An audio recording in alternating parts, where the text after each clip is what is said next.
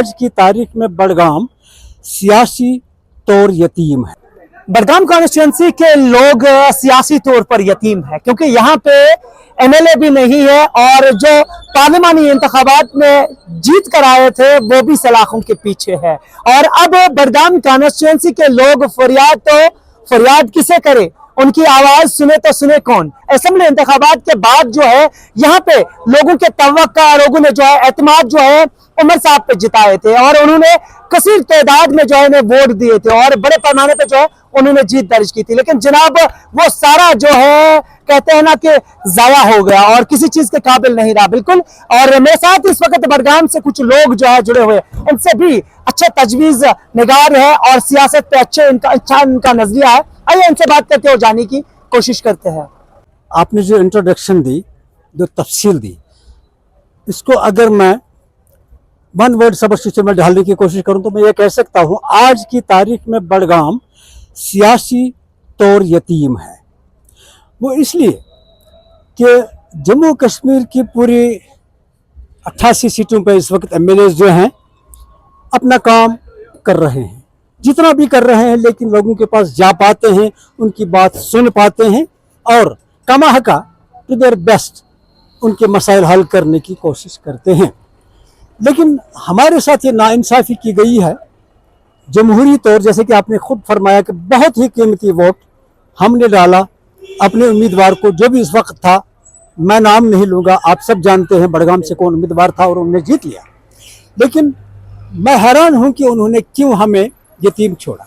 यतीम मैंने क्यों कहा? क्योंकि हमारा जो आजकल का मेंबर पार्लियामेंट है वो भी जेल में। किस वजह से? ये तो वो राणा साहब, सियासत पे आपकी गहरी नजर है।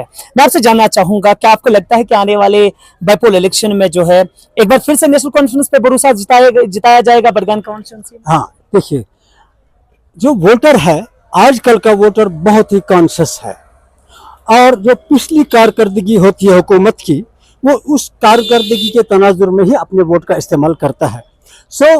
आज हम ये नहीं कह सकते कि कौन जीतेगा। दो चीजें जरूर है, एक कि उम्मीदवार कौन होगा, क्या उम्मीदवार लोकप्रिय है, आई मीन टू से क्या वो पॉपुलर है, हर दिल अजीज है या नहीं, या कि उसकी हुकूमत ने लोगों के कोई काम किए भी हैं कि नहीं, कि उसकी हुकूमत ने जो इलेक्शन से पहले वादे किए थे क्या उन पे वो पूरा उतरी है कि नहीं। दो चीज़ों पर निर्भर करता है ये उम्मीदवार कौन होगा और पार्टी की कारकर्दगी क्या होगी। कोशिश करेंगे, उम्मीद करेंगे कि नेशनल कॉन्फ्रेंस का उम्मीदवार ही जीते, ताकि पहले तो हुकूमत उन्हीं की है, ताकि लोगों के मसाइल सुने जा सके और हल किए जा सके। राणा साहब, आपको ये चीज़ याद होगी कि जब असेंबली इंतखाबात में काउंटिंग हो रही थी तो उस वक्त जो है आगाह मुंतजर जो पीडीपी ने जिसे मैंडेट दिया था वो भी कहीं ना कहीं अच्छे वोट्स जो है उनको पड़े हैं। आपको लगता है कि इस बार उनको भी चांसेस हैं? ये तो अपना अपना सियासी नजरिया है। मैं पीडीपी को कहीं भी नहीं देखता, to be very frank, because हम सब कश्मीरी मानते हैं कि पीडीपी ने ही उस हालत तक हमें पहुंचाया है जहां आज जम्मू व कश्मीर है।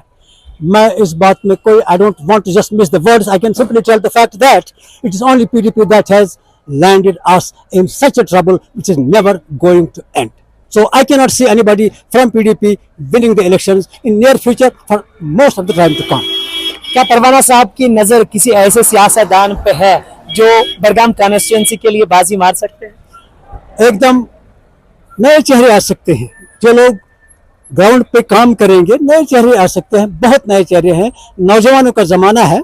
मैं कहता हूं, मैं तो ये भी कहता हूं लोगों से कि वो ट्रेडिशनल पॉलिटिक्स से बाहर आ जाए और लोगों की सुने, लोगों के काम करे, उनका वॉइस बने। पीडीपी का दामन थामने वाला कोई भी आदमी अपना सियासी करियर बर्बाद करेगा, सिंपली।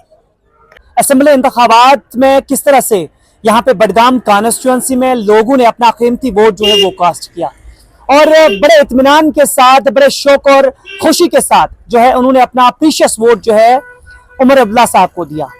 और जो ही उन्होंने गांधरबल कॉन्स्टिट्यूंसी और उसके साथ साथ बडगाम कॉन्स्टिट्यूंसी की सीट जो है अपने नाम कर ली, तो उसके बाद जो है उन्होंने बडगाम सीट को जो है क्वाइट किया। लेकिन बडगाम के लोग जो है वो कहीं ना कहीं कई सारे शिकायतें कर रहे हैं बेसिक फैसिलिटीज को लेकर या बाकी डेवलपमेंट्स को लेकर, क्योंकि यहाँ पे लोगों की फरियाद सुनने के लिए जो है कोई भी ऐसा लेजिस्लेटिव नहीं है। हालांकि हर किसी कॉन्स्टिट्यूंसी में इस वक्त एमएलए जो है बखूबी अपना काम कर रहे हैं और लोगों की दाद रसी कर रहे हैं। लेकिन जनाब जब हम बडगाम कॉन्स्टिट्यूंसी की जिक्र करते हैं तो बडगाम कॉन्स्टिट्यूंसी के लोग जो है वो किसी को जो है अपनी फरियाद नहीं कह पा